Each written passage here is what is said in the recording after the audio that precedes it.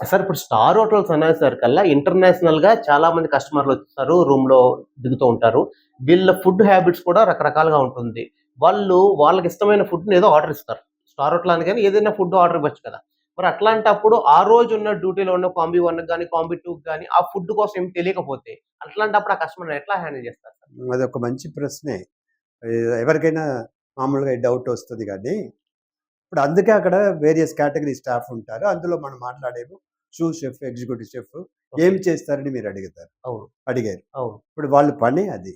Okay. సూస్ chef, executive chef పనేంటంటే వాళ్ళు ఆ లెవెల్‌కి ఎలాగెళ్తారంటే కింద నుంచి ఎళ్తుంటారు. ఓకే. కింద నుంచి ఎళ్తున్నప్పుడే పలు రకాల ట్రైనింగ్ వాళ్ళకొస్తాయి. ఓకే. ఒకటి.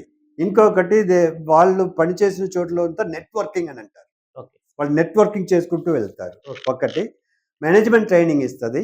ఇదే కాకుండా వెంటనే ఇలాంటి ఒక సమస్య వచ్చినప్పుడు వాళ్ళు నెట్వర్కింగ్‌తో వెంటనే కాంటాక్ట్ చేసుకొని ఒక సమస్య వస్తే వెంటనే వాళ్ళు రెఫర్ చేయడం అనేది జరుగుతూ ఉంటది.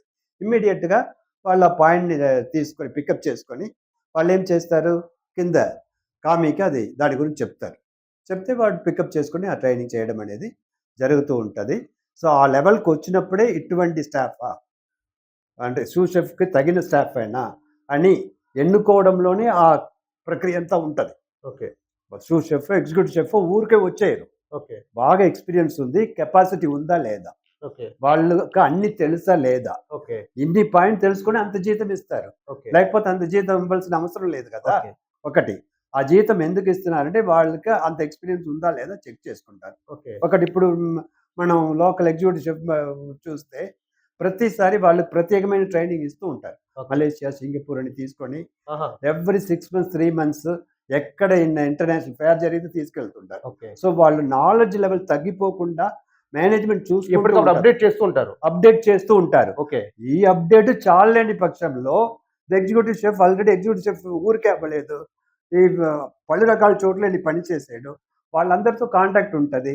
సో, ఎవరిని అడిగితే మనకి పర్టిక్యులర్ అంశం దొరుకుతుందని వాడికి వెంటనే ఐడియా వస్తది. ఓకే. సో, ఈ ఐడియాతో వెంటనే అది పికప్ చేసుకొని ఆ ప్రాబ్లమ్‌ని రెక్టిఫై చేసేసి ఆ ఫుడ్డో ఏదో కావాలంటే వాళ్ళకి వెంటనే చేసి ఇవ్వడం అనేది జరుగుతూ ఉంటది. సో, అందుకే ఎగ్జిక్యూటివ్ షెఫ్. ఓకే. ఆ సూస్ షెఫ్. So, okay. అనుభవం ఒకటి తోడు చేస్తది. నెట్వర్కింగ్ ఇంకొక హెల్ప్ చేస్తది. ప్లస్ రెగ్యులర్ ట్రైనింగ్‌లో ఉంటారు.